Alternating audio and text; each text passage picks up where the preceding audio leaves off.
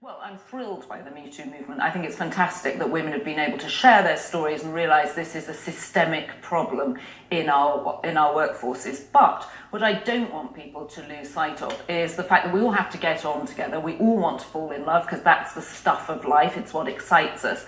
What we don't want is abuse of power at the heart of that, and lots of, unconsensual sex, which is very unappealing to everybody. And as you said, the key, it seems to me, is power. That is, you cannot in any way use your power to force a relationship. Well, the key is you can't abuse power. I think Google has now introduced a rule that says you can invite a colleague out once on a date, and that's enough.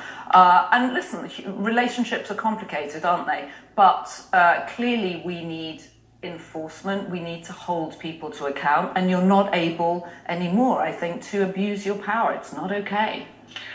And you talk a lot in the book about this other thing that has happened, which is in some ways replaced maybe so much of the kind of socializing through the workplace, which is apps. All these various apps, Tinder being probably the most famous, or Match.com. And I'm wondering what you make of this world. Is it a good thing that we now seem to be searching for love and relationships and hookups through an app? Well, I'm very pro dating app because they have the ability to connect you to people you wouldn't otherwise meet. So from that point of view, they're fantastic. And if you look at wedding announcements now, you see that a quarter of people are actually meeting and getting married from someone they've met on an app. So they're clearly changing the way we communicate, but you have to take care with them. It does seem to be a very important transition. There was this article in, I think it was New York Magazine, which pointed out that the whole downtown bar scene has been killed by these apps, because after all, what was the point of a bar? People would go to a bar or have drinks. For many people, the idea was to hook up or meet somebody. Well, there's this much more efficient thing. You can sit at home, you can swipe. It feels like you're sort of doing something digitally and efficiently that was once done in this more analog, laborious, inefficient way. But there was some charm to the inefficient analog way of doing things. Well, there was charm and there was also frustration. I mean, I think the feeling is now people can be much more targeted with what they're looking for, and there's a much bigger sweep of people through which to sort of go.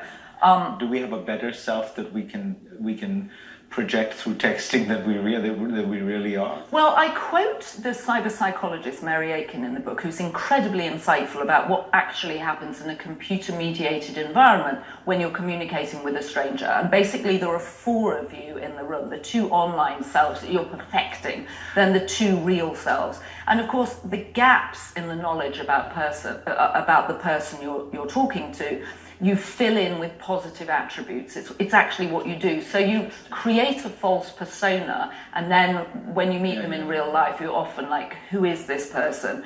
Do you think all this is creating loneliness? Because you think about the amount of time we're now spending digitally with shopping, surfing, watching, now dating.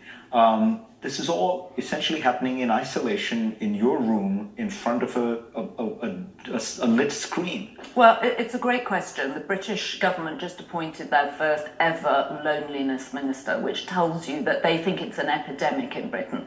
And I think what we're doing is figuring out how to work with our devices. It's not zero sum. We're never going to put them down altogether. They're not quite the little boxes of promise that we thought they were going to be. And my concern is that people have lost the ability to communicate in person, eye contact. We know millennials would rather shoot themselves in the head than pick up a telephone because they hate talking on the phone because it's awkward and difficult, and there are sort of gaps in the conversation. You're not sure if the person's still there. It's sort of weird. Much easier to do it by texting.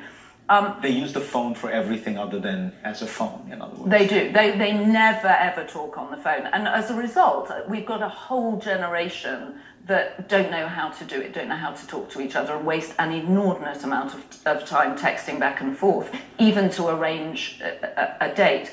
But I think there is a sense of isolationism, and also people becoming voyeurs of other people's lives on these devices through social media, and then not being a participant in their own life.